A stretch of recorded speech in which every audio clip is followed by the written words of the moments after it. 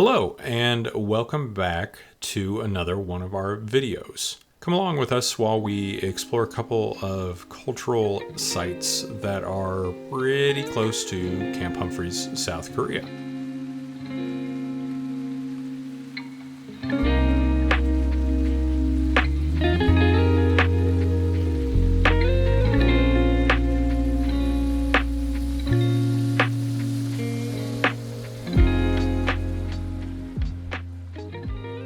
All right, Dakota, why don't you tell me a little bit about the shrine? Our first stop was Hyeoncheong's The Shrine. Pretty much the second weekend we got into town, we visited this place. It's in Asan, about 20 minutes away from Camp Humphreys, and it is a fully paved, beautiful, mountainous area with a shrine and some historical houses. Mm-hmm. It's free to enter, and we had pretty good success with our stroller whenever we took Theodore with us there. Well, I enjoyed it, except the one part where I was walking uphill at a steep angle to get to that one big shrine.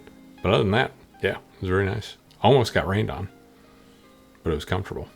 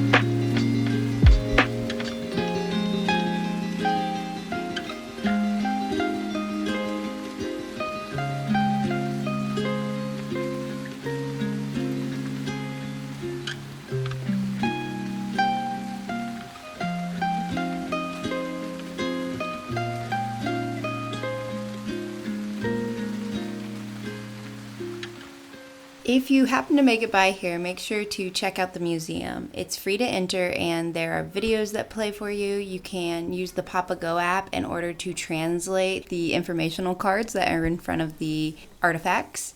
Yeah, and if you're hungry at the end of it, you can grab a Americano or whatever is your drink of choice from the cafe that is just in the parking lot or just off the parking lot.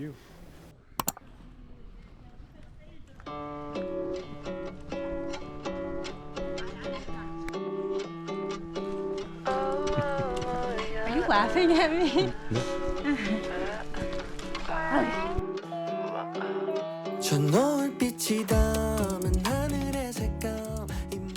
Gyeongsan is one of 22 national parks in South Korea.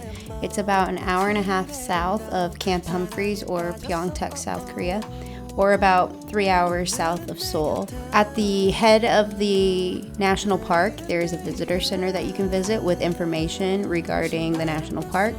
You can also find parking just outside and walk up into it.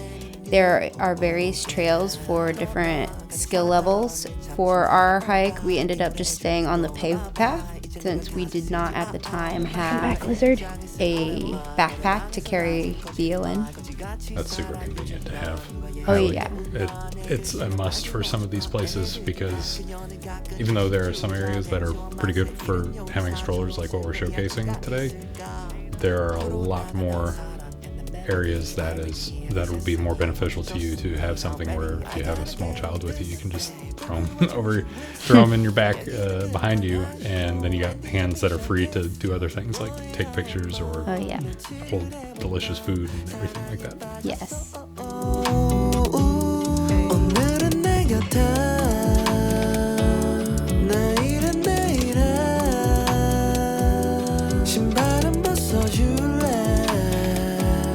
나는 some guy Korean man in New York.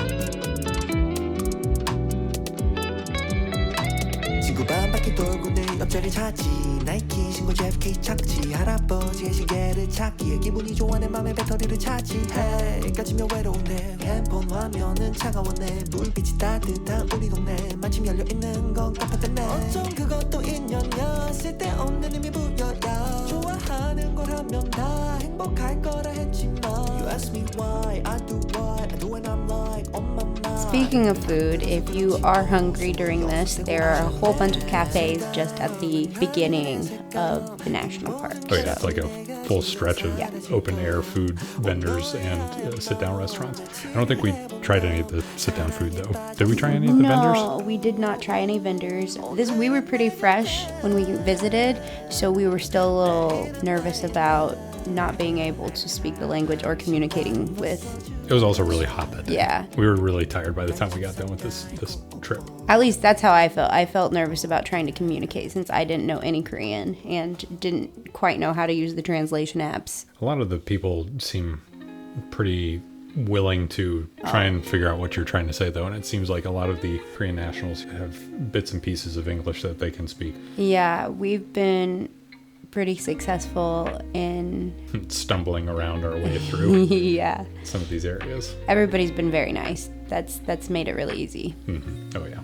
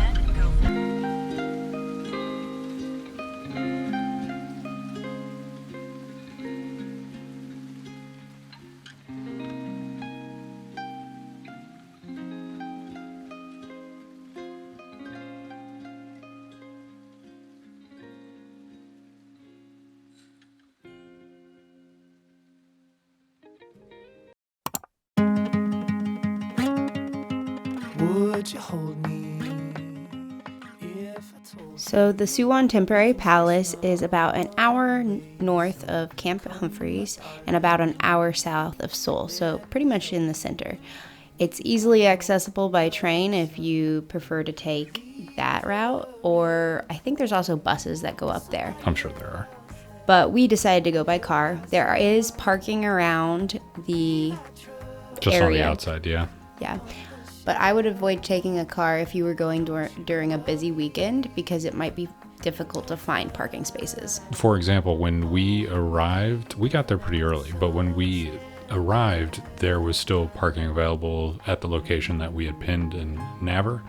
But when we left, there were probably about 8 to 10 cars in line waiting. sidewalks and the highways, they will turn into dust as Mother Nature covers over every street we take and lead the way for somebody else to help themselves and leave their troubles on the shelf.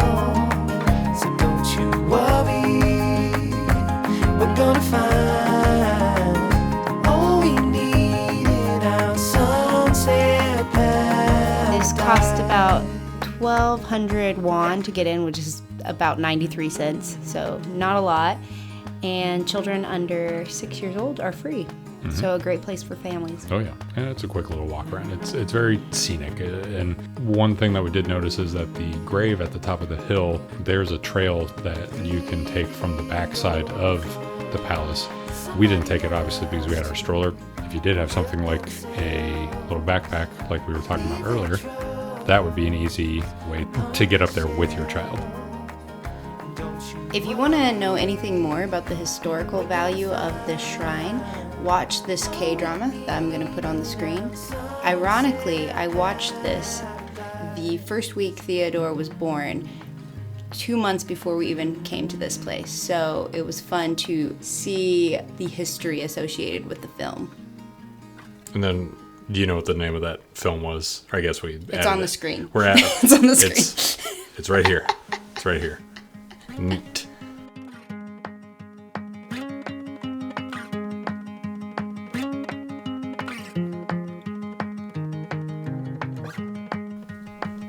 Thanks for watching. Please like and subscribe if you like what we're doing here. We'll see you on the next journey. See you around. Bye.